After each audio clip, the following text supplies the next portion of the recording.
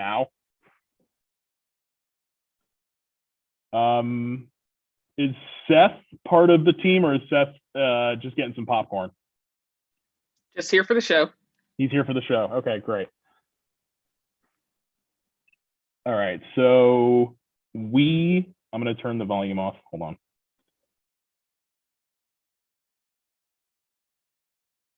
We are live on YouTube right now. The link is, I just X'd out of it, so give me 1 second.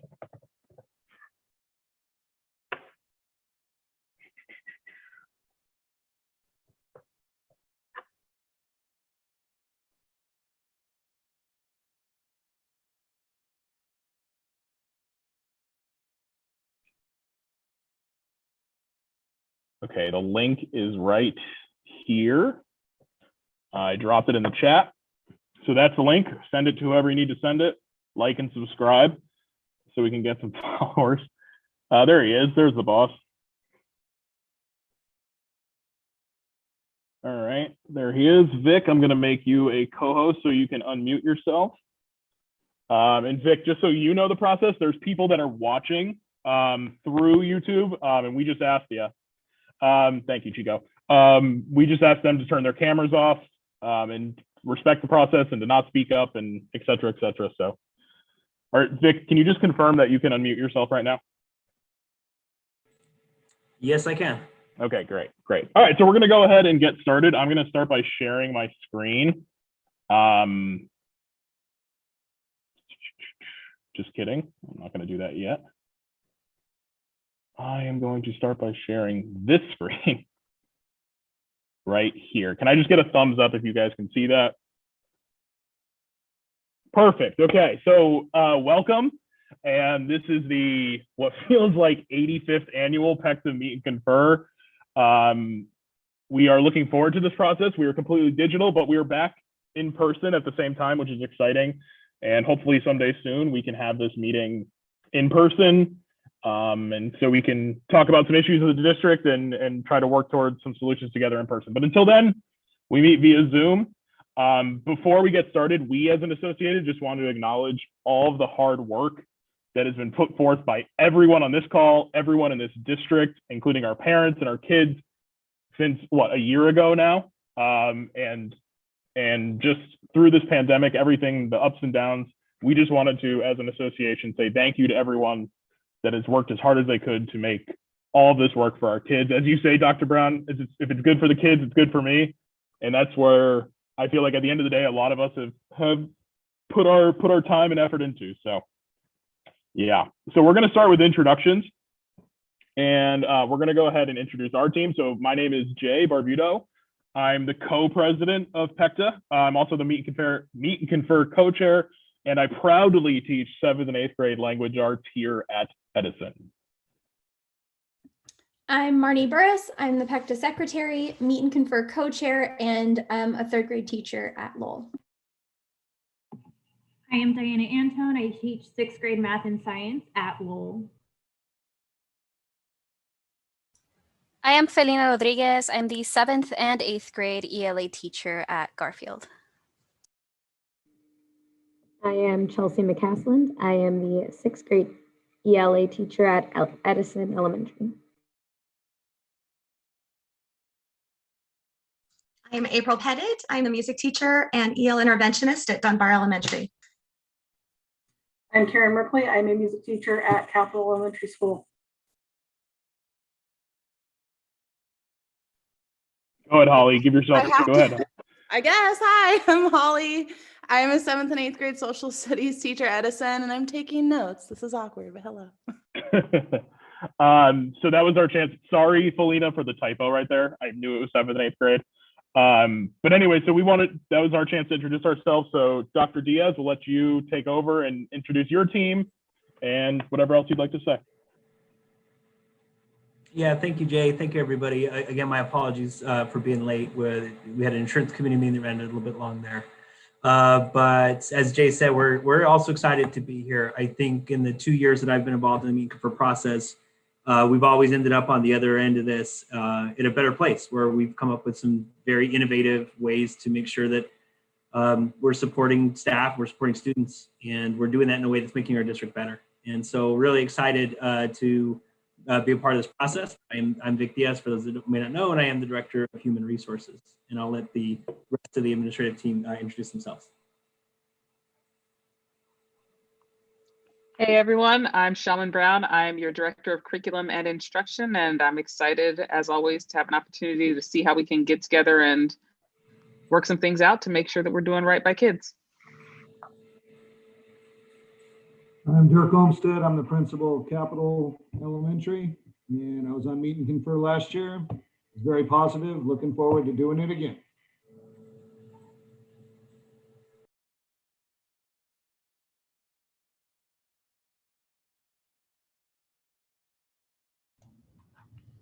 Hello, everyone. My name is Gina Millsaps. I'm the proud principal over here at the Home of the Dragons.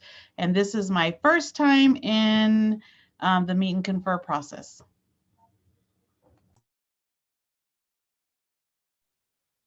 Good afternoon, everyone. I'm Silvia Bernal, principal at proud principal. Gina, you borrowed my phrase. Proud principal at Garfield, home of the Grizzlies. And we say once a Grizzly, always a Grizzly. And it seems like I'm in the right place. If this is all about kids, then this is where I need to be. Thank you all.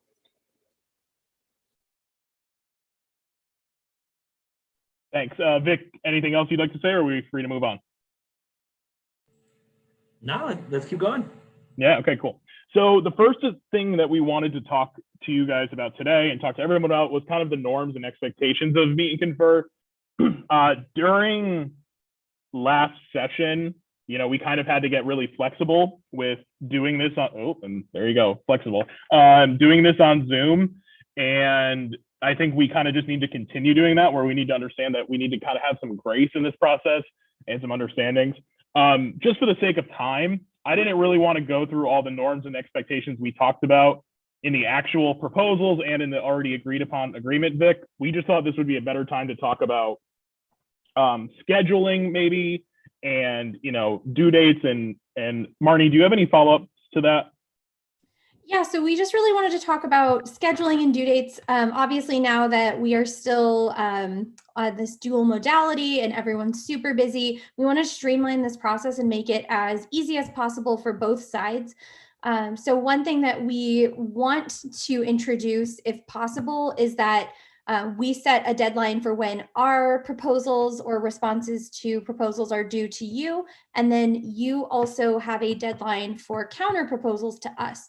And what that would do, having counter proposals, would keep it so that we're not wasting time in the beginning, kind of arguing back and forth. We both know what we're coming to the table with. So it would kind of just set those parameters. And again, that's no shade. We're just trying to make sure that we are respecting everyone's time, and we know everyone's super busy. Yeah, Marnie, no shade at all. We all appreciate the efficiency. I think that there are some times where, yeah, in writing, we can just send an email that just has an update. There are times though where we would want to say, no, we should probably talk about this. I talk a lot about email grenades and the idea that you could just like kind of embed it and then somebody happens upon it. And that isn't a graceful way to get important news sometimes. I believe what we had last year, and correct me if I'm wrong, was Thursday at 5 p.m. So that way you had your Friday basically to review it and then come to the table Monday with, and your Monday, I guess, in some ways too, in order to just say where you wanted to be, you know, on a Monday afternoon. If we wanted to stick with that, I think that would work. And then is that for both sides? So both teams would have proposals and counter proposals to the other side by Friday or Thursday at 5 p.m.? So what we did last year that I really liked was we summarized each meeting to say this is what's due Thursday at 5 versus this is what we'll talk about next time, or we're punting to even further down the line. So we were just very clear on what would be delivered. I think a couple of times we did also reserve the right to say Thursday at 5. I don't have it. Here's why. We'll talk about it more on Monday. And so, but at least you would get that update on a Thursday afternoon so that you have some time to prepare for Monday. Okay. And then the only other ask that we had was when possible, and we're hoping that it's most of the time, we want to introduce the idea of trying to resolve things that are brought up at one meeting within 2 meetings. So I know that sounds a little bit scary, but again, that's just for the sake of efficiency and so that things don't get pushed toward the end. And then we're talking about really important things under the gun.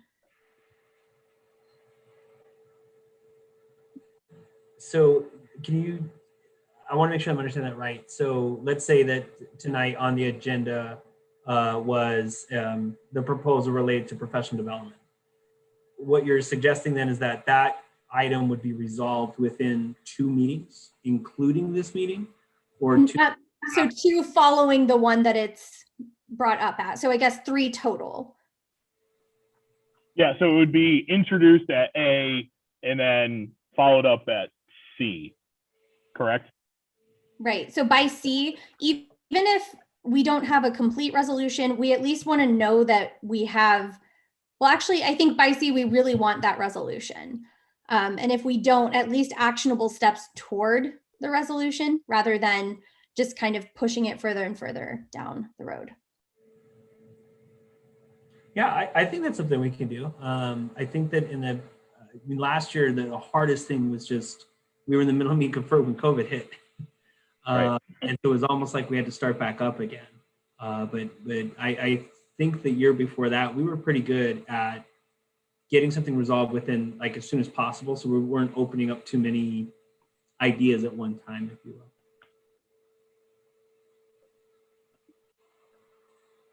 Okay, great. So it sounds like we agree, that to the best of our ability, we'll Thursday at 5 o'clock is agreed upon on both sides, correct? Like Thursday at 5 that's it.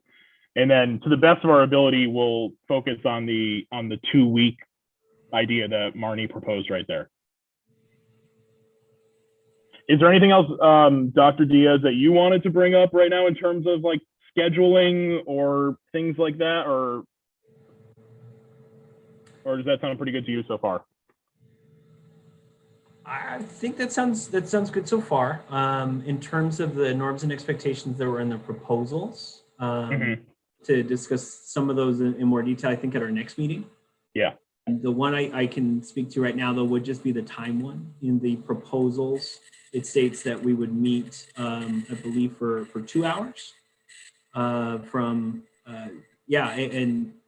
I'm sorry, I have last year's proposal open, I apologize. But in the proposals for this year, it states, skimming through, I apologize. It states it's 4:15 to 6:15. Yes, correct. Thank you. I think we'd prefer that it be from 4:15 to 5:15, but that we do a time check at 5 o'clock so that we really understand, what can we get done the next 15, or do we need to extend any further from that?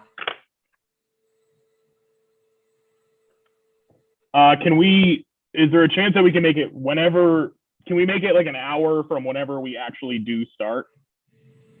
So if I'm 10 minutes late again, we can start? Yeah, absolutely. Hey, you said it, not me. So, yep.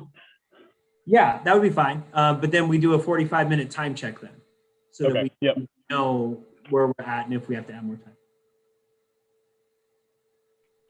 Okay.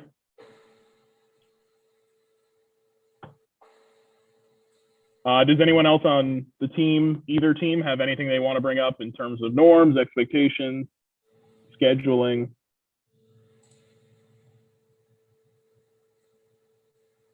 Oh, and one thing that I just want to say is, I understand during Meet and Confer that it gets passionate and it's I'm not going to say it gets intense, but there are times where sides disagree. And I hope that you guys understand that as an association, it's all in good faith. And at the end of the day, we're here to bargain for workplace rights and pay increase, and so at the end of the day, it's not personal. We're just, at the end of the day, we're at a bargaining table, and I expect, good faith from both sides. And I know that we try our best to do that. So definitely. So, okay. So now Dr. Diaz and the rest of the team, and everyone else for that matter, we were going to move on to kind of reviewing the agreement so far and seeing where we stand with everything. So we were going to go off of the actual total professional agreement, Dr. Diaz, just so we kind of had everything there, because that kind of goes over things from last year and the session before. So the first one that we wanted to look at, so how we're going to do this is we're just going to represent it, kind of go over it, and then ask a couple follow-up questions to you. And then if you want to kind of give your conversation about what you think is going on, that's fine too. Is that okay? Okay. All right, so the first one is committees, and we're going to throw it to Marnie for that one. Okay, so last year we agreed that the committees would consist of an association member liaison, and I believe that we've done that, and that the role of the liaison would be collaborating with district to select meeting dates, share feedback from staff to committee, and share feedback from committee with staff. Let's see. I feel like we've done this one. I don't really have any questions. Jay? No, I don't either. Dr. Diaz, from your side, how do you feel about this one? Yeah, I think this is one of the better things we put into place. I think it's really clarified the role of what a, if you will, like an appointed member of that committee plays. So for instance, we just had our insurance committee member meeting. We had the PECTA representatives in that meeting who can now share in whatever space they deem fit. This is what was discussed in the meeting. This is where this is headed. And I know we've also done that with the Pathways to Success, with Prop 301 as well. And even our hiring committees, where we made sure with each of the larger hires we've done over the past years, Chief Operations Officer, Chief Academic Officer, we're right in the middle of now, that again, we do have that representation on those committees. And it's known when those folks are the representatives of those committees, so that they also understand that dual role of participating in the committee's work, but also being able to report back to the association. Perfect. Okay, so we're going to move on now to the second one, which is planning time, and Chelsea is going to take over on that one.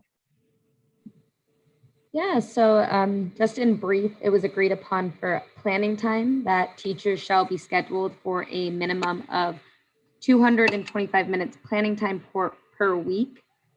And the only question we had for this, Dr. Diaz, was what is HR doing to ensure this is going to happen now that we have returned to in-person learning? And I know with the return to in-person learning, we have to have smaller class sizes, which is stretching, I think, some teacher schedules a little thin. So I just wanted to hear the plan for that. Yeah, that's a great question. I mean, as I look at this one, I'm reminded of last year's agreement. We kind of had that COVID clause that just sort of said anything could go up in the air. And we're seeing that that is still happening here. So I think it's helpful for me to know, what did this look like the 3 preceding quarters in terms of folks' prep time? And then in terms of having planning time for the 4th quarter, we do have 3 principals, and I would ask if those 3 principals might be able to share a bit about what you're already doing to make sure that we're taking care of teachers' planning time. So if any of our 3 principals would like to chime in again, what that looked like in the first 3 quarters of the year, but then what are the sorts of things that we're already looking into for this 4th quarter?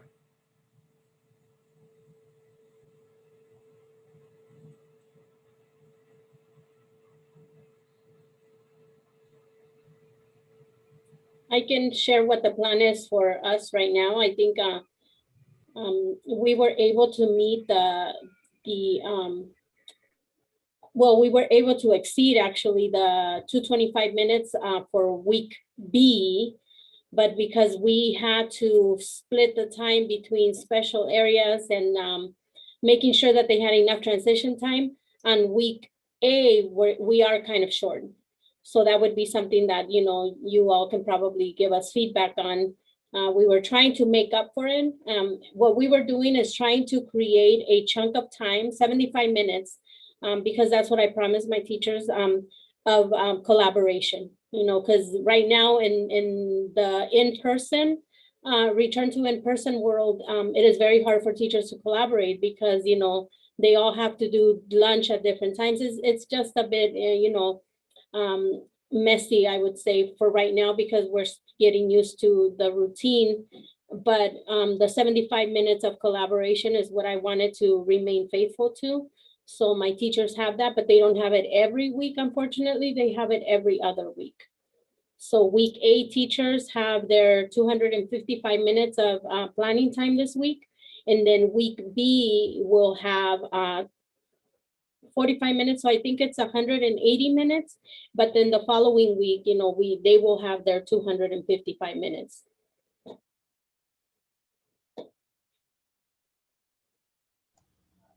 For us over here at the Home of the Dragons, we created a schedule at the beginning of the year that would accommodate both virtual and in person. So our staff has both, well, they have had 225 minutes all school year. And now coming back in person, we were able to add an additional 30 minutes on the Monday. So they actually have 255 minutes of prep every week. However, we did have to change our vertical because we're a tall, skinny school. We did have to change our vertical planning. And so my compromise was for that is at our Monday staff meetings, I would allot 45 minutes when possible for the teams to meet in a vertical setting. So they had to go back to a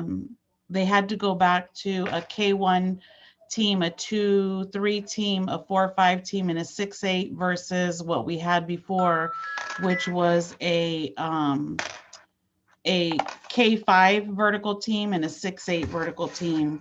And they had a solid hour of planning. And now they have 45 minutes.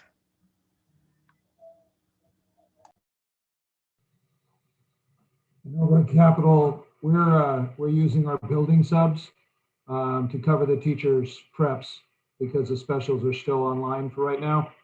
And so we're making sure that we're rotating those building subs so that each teacher is getting their 225.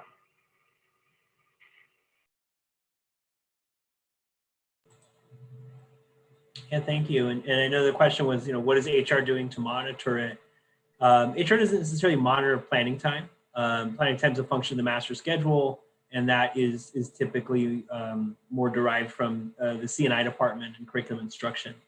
But I know that two of the things we've talked quite a bit about, one is really thinking outside the box with scheduling, especially now more than ever. But two, doing exactly what Principal Millsap you just said, which is being open and providing opportunities and arenas for educators and administrators to discuss, this is where we're at, this is what it means, and so how can we do the best thing moving forward? So everybody's on the same sort of page, especially at those taller, skinny schools like you have at Dunbar, where there's just simply less flexibility in the day, given the number of teachers that are in the building. Great. And then our team, do we have anything else for that one, or we all set there for now? Okay, let's move on. Diana was going to bring up the duty-free lunch. All right, so it was brought to the attention of having a 30-minute complete lunch that was uninterrupted.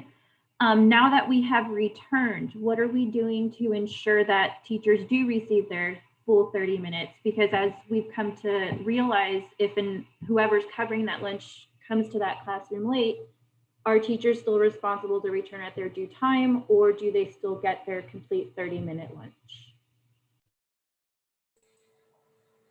Yeah, Vicente, that's a wonderful question and an important one too. I can say that in September, we did a design that was almost like a dress rehearsal, where we basically asked our principals and IASs, if we gave you survey data from families that this is the choice they're going to make, and you had this data from staff about working in person or working at home, how long would it take you to stitch together a master schedule and some assignments? Our principals and IASs were able to do that in about 3 hours, which was very good planning because that's about how much time we wound up having when this was announced to us a couple of weeks ago. But I'll definitely tell you, within those 3 hours, one of the first questions that came up was the duty-free lunch. And I think it's a testament to how much our administrators support this and want to make sure that folks do get their duty-free lunches.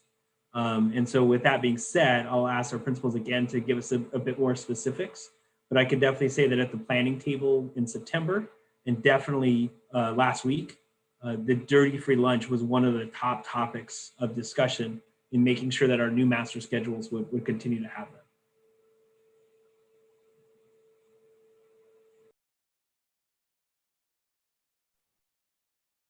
Okay, so we're gonna move on to early release right now, and this is my slide.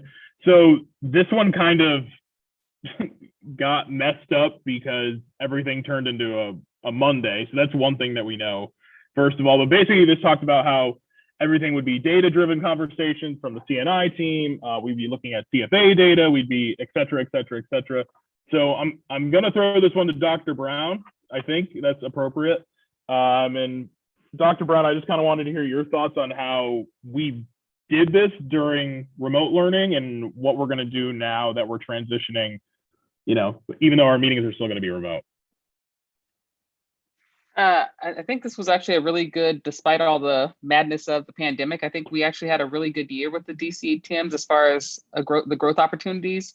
One of the things that we heard loud and clear last year was a request for more structure and more consistency. And I think that Dr. Ailshire and his leadership have really helped with providing more of that direction for the DCTM leads, so that when you go into meetings, there's a clear expectation, and our DCTM leads would have a little bit more support as far as what that structure could and should look like. The CFAs, I think our team held up the sort of the letter of the wording in that we were asked to provide CFAs that were from the new instructional resources. We had a lot of conversation last year about making sure that whatever the CFAs were, they weren't something extra. It was, hey, we're trying out these new resources anyway, so let's connect it as much as possible and then look ahead to next year as far as modifications and adjustments and that sort of thing. So I think at this point, we have two CFAs or two DCTMs left for the school year. So those will still occur, and Dr. Ailshire will still meet with the DCTM leads to talk about what the content will be for those two meetings. And then I imagine we'll revisit the CFA conversation over the next couple months to determine what that might look like moving forward. Mm-hmm. But the conversations, I think, should still happen. Great. And I'll say right now, Jay and PECTA team, this is something we probably want to talk about sooner rather than later. The changes in the early release days in the PD calendar are going to have impacts on the 301 plan, potentially. And so we need to take a closer look at possible changes to the 301 plan in terms of the PD hours. The good news is the 301 plan does say that if there are extenuating circumstances, you can get approval from an administrator. But that is really for like one-offs. If we're going to change it for everybody, we might as well probably just change the whole plan. And so that could be something that we could agendize for next week to take a look at that and use this as the arena, as opposed to reassembling the 301 committee, use this as the arena to make those changes. Sure, yeah, we can definitely add that.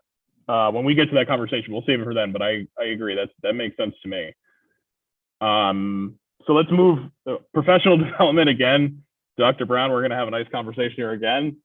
So this was the plan, was to have 3 professional learning non-student contact days. And then the pandemic happened, so this didn't happen. Dr. Brown, just question, or Dr. Diaz, whoever wants to answer this, is the plan whenever things go back to normal? That, I mean, this is part of our agreement right now. Is this going to be a continued part of our agreement if and when things go back to normal? Yeah, I don't know that we can ever call anything normal again. We'll see what normal even looks like, but I will say that yes, we're still very open to the idea of having some of those longer days that we talked about rather than the short bursts of instruction. And that would still require that calendar approval. So yeah, now's when we would need to have that conversation if we're looking to change the calendar. Right. Right. Okay. So that seems like that's another conversation that we need to have. It's not part of our proposals, but because it's part of the professional agreement, something that we're going to have to bring up too. Unless, right, Vic? Yeah, and this is exactly the kind of thing, to the point at the beginning of the conversation, Ms. Burris, in terms of deadlines, where Thursday at 5, we could have an update as far as where the calendar currently sits for 21-22. Yeah. And what would have to happen for this to take place. Cool. Okay. Great. So I'm going to throw it now to Felina. Felina is going to bring up the class size. I know we've been dealing with this for 2 years now, but we had a follow-up question too. So Felina, go ahead. Yeah, so as you can see, the class size that is agreed upon is 24:1 for kinder through first. Second and third grade is 26:1, and fourth through eighth grade is 30:1, with resource being 20:1 and self-contained 3:1 adult ratios based on needs. So the clarifying questions we needed is, what will this look like in a pandemic? Because of course, we know that the data shows that smaller class sizes are more effective for student achievement. So we just want to get a better understanding of what this will look like with our now simultaneous learning, and even for the rest of the school year and the upcoming school year. Yeah, I'm really proud to say that we have stuck with the class size agreement throughout the year. We have... Vic, you muted yourself somehow. With that, I was going to say that I'm really proud to say that this is one of the things that has completely remained in place as we've gone through the pandemic this year. We still run our monthly class size report, and that's a report that I run using Synergy data. And I'll use it each month to take a look at what classes are getting too big, as well as which classes are getting small enough that if push ever really came to shove and we had to look into a contracting situation, these are the places we'd be able to do that. And fortunately, we haven't had many of those this year. So in terms of the larger class sizes that we have had this year, even online, we've made sure to do everything we can to provide that instructional assistant. I know that we've done that at Dunbar. Dunbar is one of the schools that we struggle with the class size.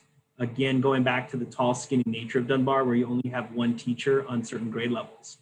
It creates the conditions for these flare-ups.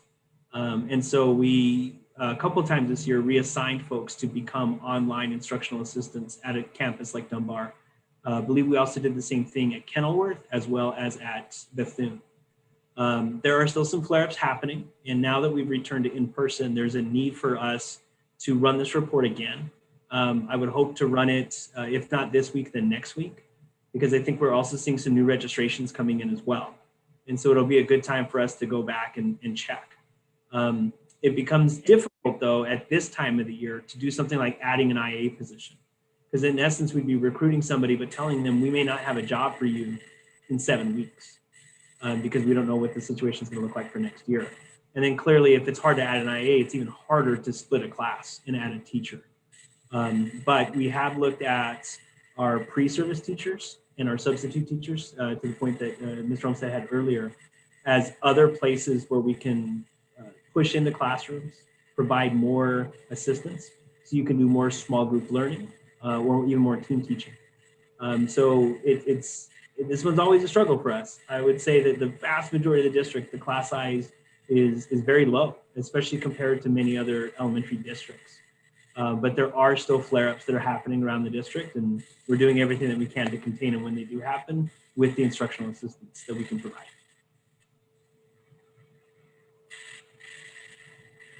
Selena, do you have any follow-ups there, or are you all set? Yeah, I just wanted to ask about our current simultaneous learning model. As we come back into the classroom and we're readjusting which students are in person and which students are online, and that number is still fluctuating, what are we doing to support teachers? Let's say they have about 16 students in person, but then a class of, I don't know, 30 online, and having to balance that, especially since we know simultaneous learning is significantly more difficult than just teaching in person or teaching just online. Yeah, of course. I mean, if it's 16 in person and 30 at home, I don't believe anybody's that high. And if you are, please call me. That would be astronomically high. But let's say you were 16 in person, 14 at home. Now you're at 30. We've looked at this class size through that lens. So however many students you have that are assigned to you, whether they're at home or in person, we still use the same ratio. We did not do any kind of, here's the ratio for in person and here's the ratio for at home. It's still just your total amount of students. And again, as we get into the next week, as those numbers will balance out a bit, we'll be able to run our report and we can see where, again, we may have some flare-ups happening. And in terms of solutions for those flare-ups, we're gonna do everything we can to push in with the services that we can. But we do look at your class size as your students are at home and the ones that are in person. Okay, so April's Wi-Fi connection is spotty. It's not to say good. It's not good. So April's gonna go next, and if she cuts out, then I guess I'll put it back. But good luck, April. Thanks. This is fun. Substitute situations. The district agreed to provide split pay for teachers that assume substitute responsibilities. And is this happening? You have all the things that COVID has really complicated. Substitute teachers are very high on the list. It was incredibly hard for us to find online substitutes for the first 3 quarters of the school year. As you know, most substitutes, a lot of substitutes would be retired teachers. And retired teachers, didn't have all that much, in some cases, all that much energy to want to go and learn a whole new style of teaching. In fact, we had quite a few substitute teachers tell us in August, when you come back in person, give me a call, I'll be there. But online, no thank you. Being that as it may, we still provided the permanent subs that we did and that we have throughout the year. Coming into this 4th quarter and now returning to the hybrid, we've made sure to double our permanent sub pool. And so every school has more than 1 permanent sub at this point, whereas before every school had 1 permanent sub. So that should give a lot more coverage. At the same time, Mr. Olmsted just hit the nail on the head in terms of using your permanent subs to do the prep time. We are seeing administrators have to do that more and more often, but the permanent subs are even being used almost like instructional assistants in the way that they may provide duty, they may push into this class, they may pull out of this class throughout a day, as opposed to actually subbing in substitute situations. So in terms of when a class gets split or when coverage has to happen, the same procedure has been in place this year, that an educator and an administrator have a form that they complete. They turn that form into Pat Rigel, our substitute technician, and then she processes that $110 payment that's cut up in whatever arrangement those educators and that administrator found to work best.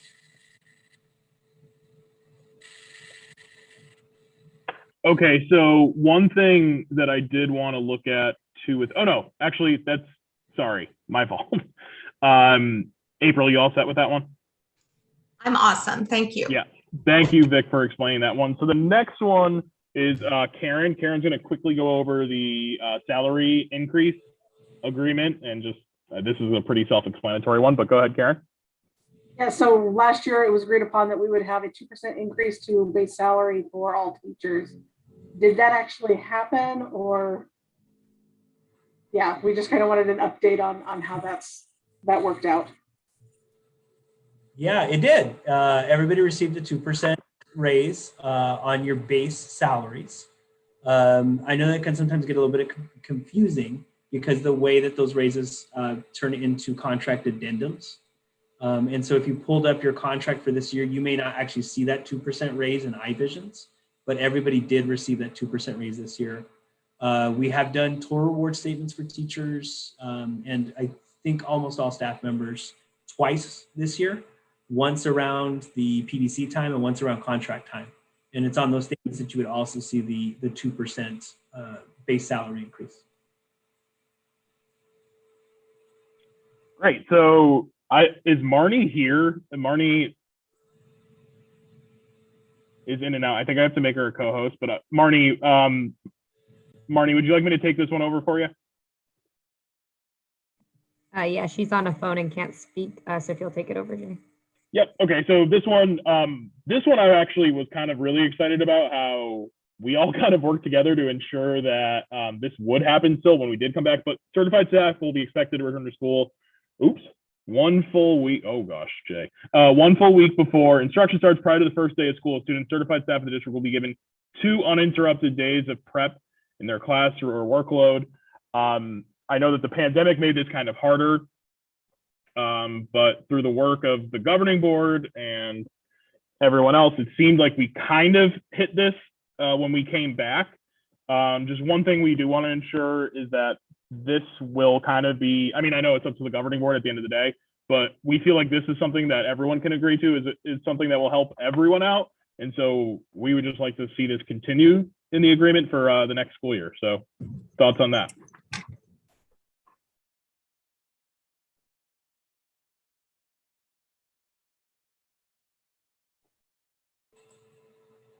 Yeah, jogging my memory, if we didn't do the full 2 days in those 2 days of the 31st and the 4th, I think we did a day and a half, because of just the enormous amount that we had to prep to get ready for the online learning.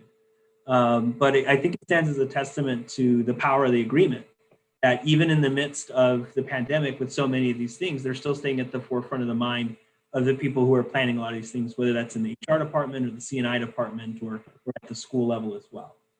And in terms of this upcoming year's back to school week, I think we already talked once, about providing an update on 3 PDA days in the calendar. Let us look into this as well and back to you on what the calendar would look like for next year and where we may be able to find these times in that calendar for next year. Great. Thank you, Dr. Diaz. Chelsea, you're up. Last year it was agreed upon that the district and school administration shall provide a reasonable break time for an employee to express milk for her nursing child. Each time the employee has a need to express milk, provide a place that is shielded from view, free of intrusion from coworkers, and it cannot be a bathroom. I know because of the pandemic, most of us have been working from home.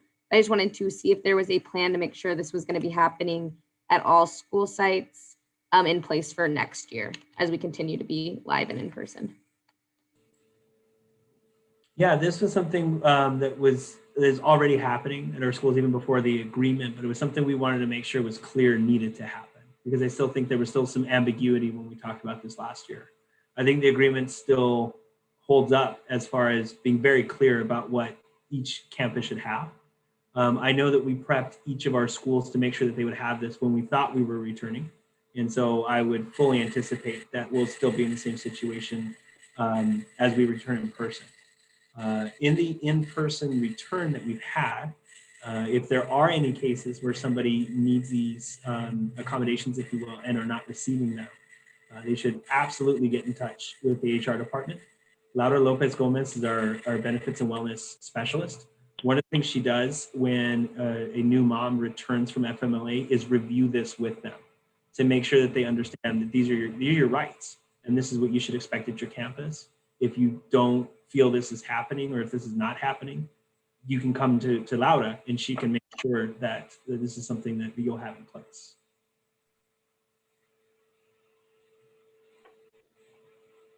Great. So, Chelsea, do you have any follow-ups or you're all set there?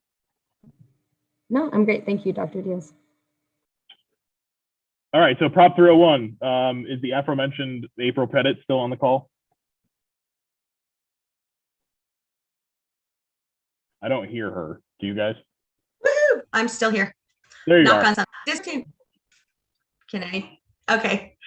The district and association will form a committee of 9 members consisting of 3 admin, 3 association members, and 3 members at large to develop the Prop 301 plan and submit the plan by February 15th. And I believe. So I'm losing April right now. Is everyone else as well? Yes, she's frozen. Okay, so basically with this one, she's probably gonna. Dr. Diaz, is that correct? Oh, so basically April froze, and it's okay. We'll cut her some slack. But basically, Dr. Diaz, we just wanted to make sure that this was all going on, and April as a proud member of the Prop 301 committee, said it was all going on, and we just wanted to confirm with you. So. Yeah, the Prop 301 committee did incredibly difficult work this fall. And everybody who served on the committee knows just how hard everything was when we realized that the Prop 301 budget would not cover everything that it had been covering in years past. So not only did we do what the agreement said, but we did it at a time we needed it the most. In terms of the agreement that we had, it was approved either in November, the beginning of December, so before February 15th and before March 15th. And in terms of the teacher vote, it was well over 70%. And we're very, very proud of that.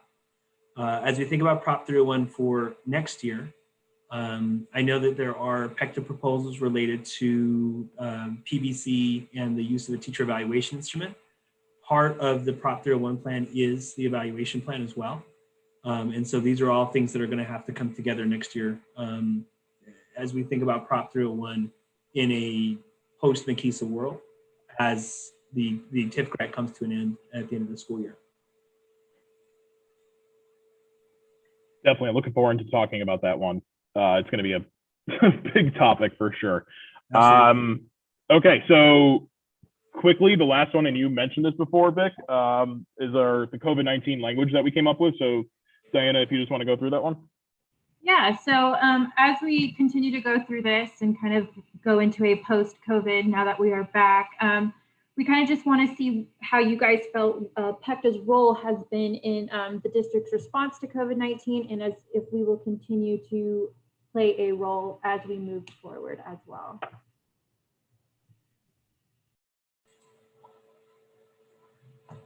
Yeah, I mean, I think this is a great question for the PECTA team, just as we think about, and I think it's the power of reviewing the agreement we made last year. It's showing, I mean, I tell people this, and I'm not kidding, like I carry this around. It's printed in my blue binder that I take with me into every meeting.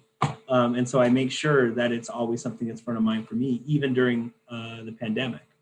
I think with most of what we've talked about here, we've been able to see that even with those disruptions, the things that matter most to that agreement are still taking place. It feels like we should probably keep this in place until we're sure that we're out of these woods. I think that there's a light at the end of the tunnel right now, and that feels really good, but we don't want to count our chickens before they hatch as it pertains to the 21-22 school year. Thank you. Definitely. So thank you, team, for kind of reviewing that. Vic, is there anything else you wanted to go over from the prior year? Emphasis on years. Before we move on to, we're just going to kind of quickly go through the new proposals just so the audience at home can understand them more. But is there anything else you wanted to bring up from the prior agreements? Just to say thanks. This was a year where there was just so much that was thrown on everybody, but especially our teachers. I say often the principals do the most difficult job in a school district, but teachers do the most important. And as we start to think about just everything that was placed on you, you know, that this year, my phone wasn't ringing off the hook about sub situations or my 25th student in the kindergarten classroom. And not to say those things aren't important, but I think that by and large, people very much understood the idea that everybody's being stretched right now and pushed right now in a way that nobody can really adequately prepare for. And so to watch just this level of sacrifice that I feel that our educators have had, our teachers have had, that we've seen just up and down the district, it's been incredibly humbling to be a part of and to see. And I think as we review this document, it's very powerful to remind ourselves of that yes, administration, we need to be held accountable to this document.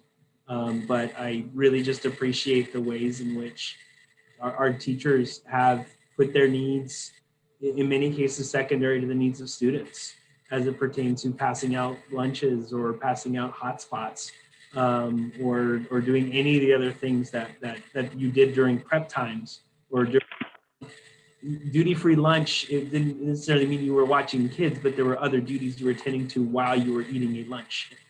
Or again, just going back to the sub situations that The reality just being there are not a large well of substitutes for online spaces.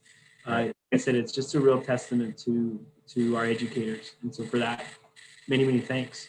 And it feels, I like that we get to start the process off on this foot, because it definitely fills us with the confidence that we can do this again this year.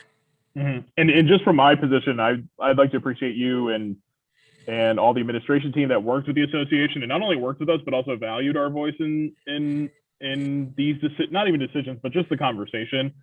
Teacher voice is something that kind of sparked in 2018 with a couple of red shirts, and it's kind of developed in this district into something where I feel like the teacher voice is heard. So we do appreciate that. And with that, we're going to move on to the proposals for this year.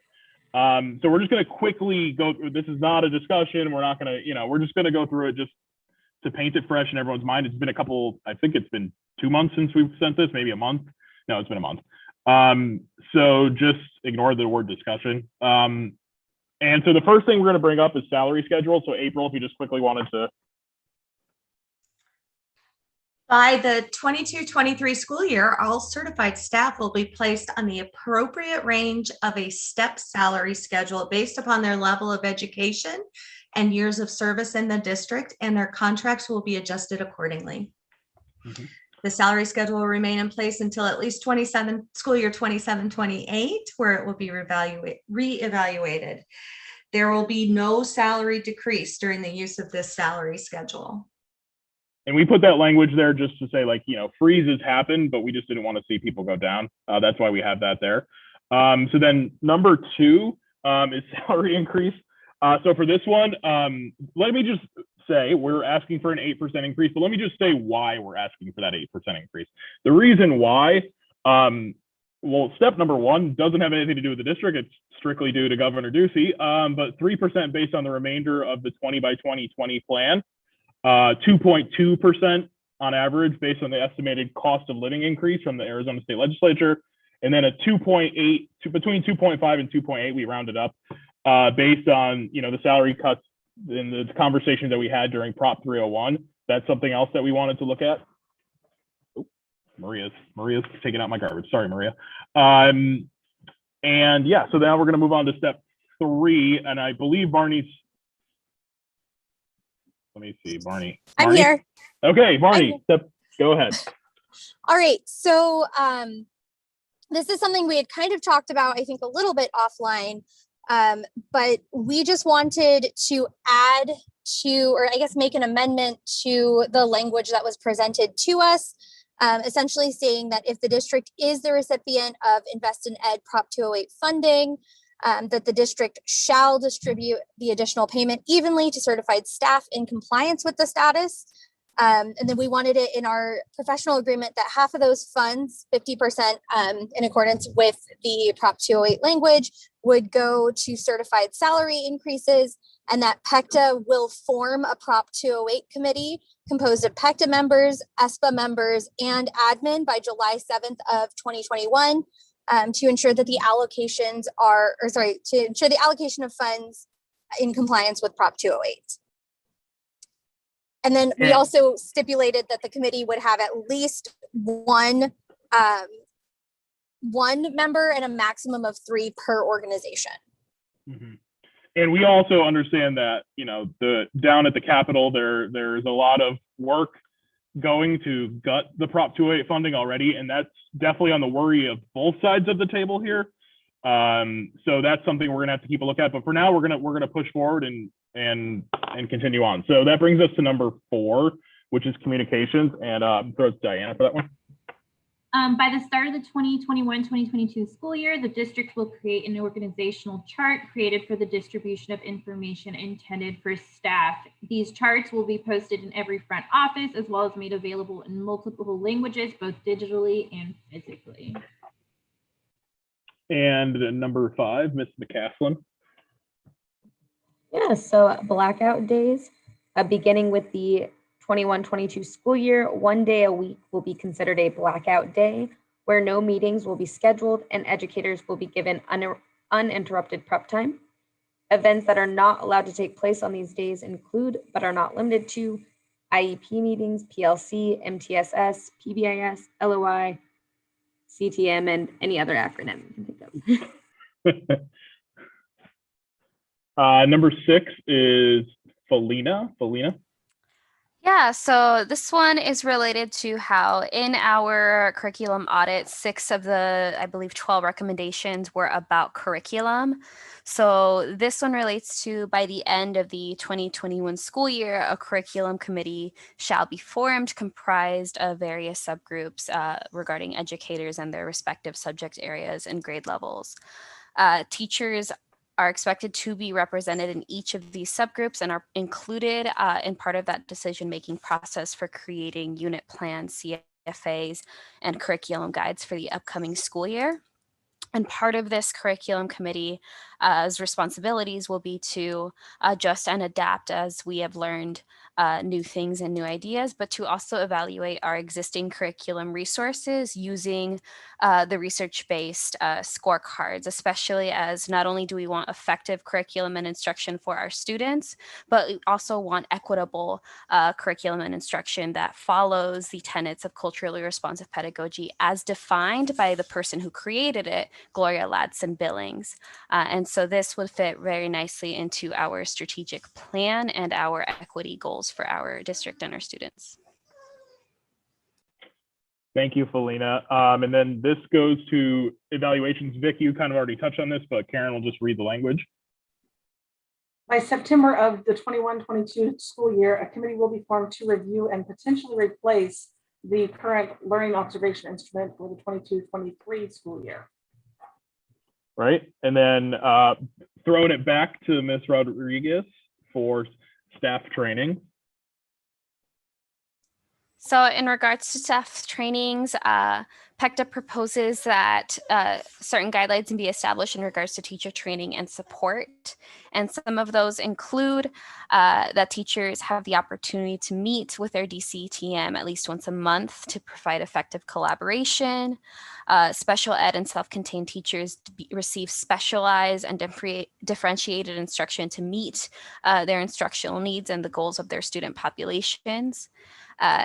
Some of these include that also SCI and dual language teachers be given effective professional development regarding the multilingual asset-based SCI models and the integrated, targeted, and 50-50 models to improve our instruction, along with, again, differentiation based on the needs and skill levels of teachers.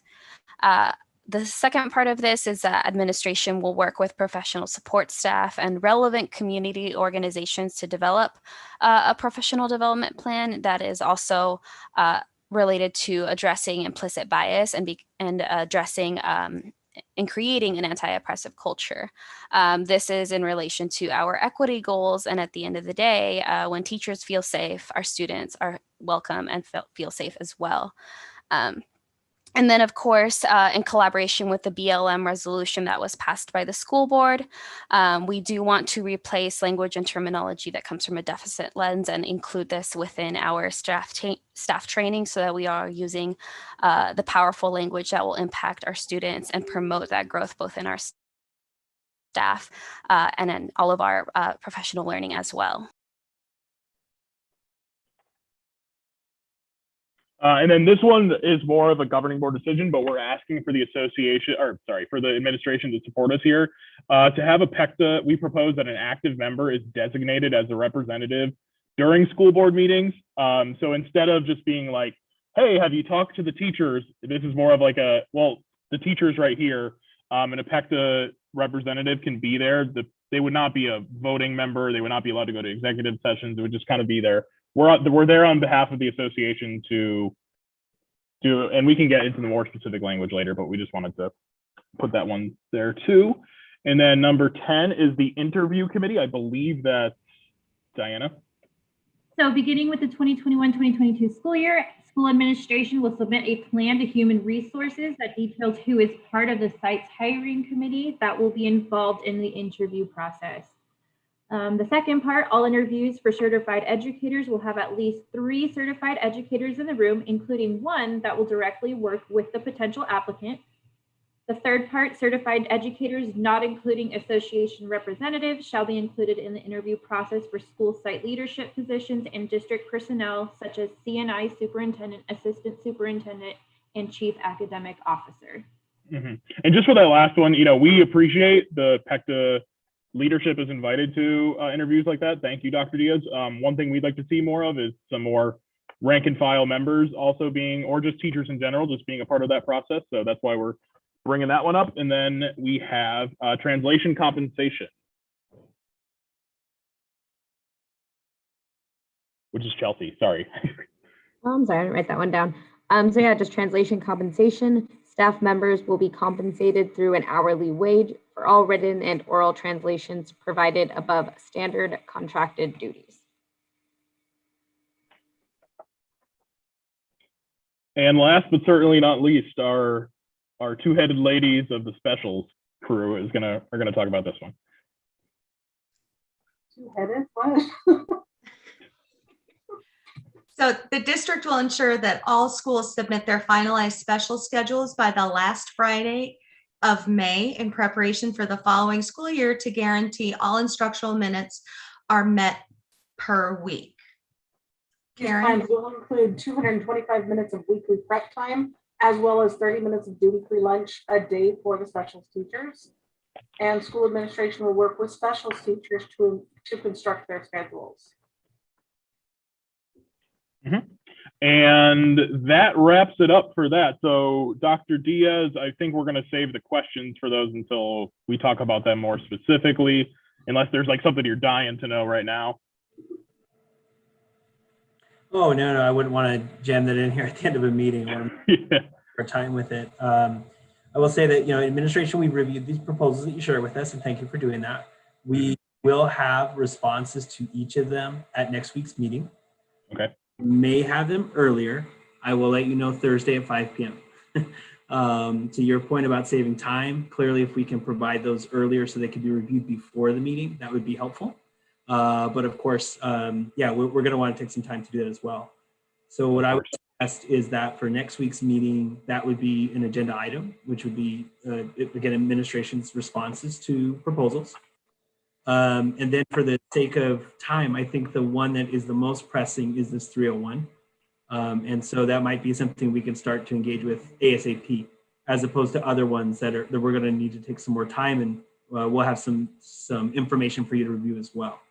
So I think for next meeting, again, the agenda items that we would say, I would say would be best would be reviewing administrative responses, as well as reviewing the Prop 301 plan as it currently exists, and making the changes we need to make to it. Okay, and that works for us. One thing I just wanted to ask before we wrap up, you said the responses might come earlier. I got broken up by my connection. Did you say when that earlier might be, or did you not say when that earlier might be? Yeah, the earlier might be Friday. I'll know. Okay. Thursday. So this is why I love these deadlines, right? We just have a chance to really plan a flag. So Thursday at 5, one of three things would happen. I would have the proposal, I'd have the responses. Very doubtful that's going to happen, because guess what we were going to work on during spring break, when the carousel is a little bit slower, and as administrators, we can really take our time through things. Mm-hmm. So Thursday at 5, I'll have an update. I doubt I will have the actual responses. In that update, I will either tell you, hey, we'll have it for you tomorrow, or let's go over it in the meeting on Monday, and then we'll have it on Monday. Perfect, thank you. So I have down on the schedule as admin responses to the meet and confer proposals, Prop 301 discussion, and then scheduling the next meeting from there. Yep. Okay. Does that work for everyone else? Okay, cool. All right. So I believe, unless there's anything else, I'm going to go ahead and call this meeting adjourned at 5:27 p.m. And I am going to stop the YouTube stream. So bye, everyone.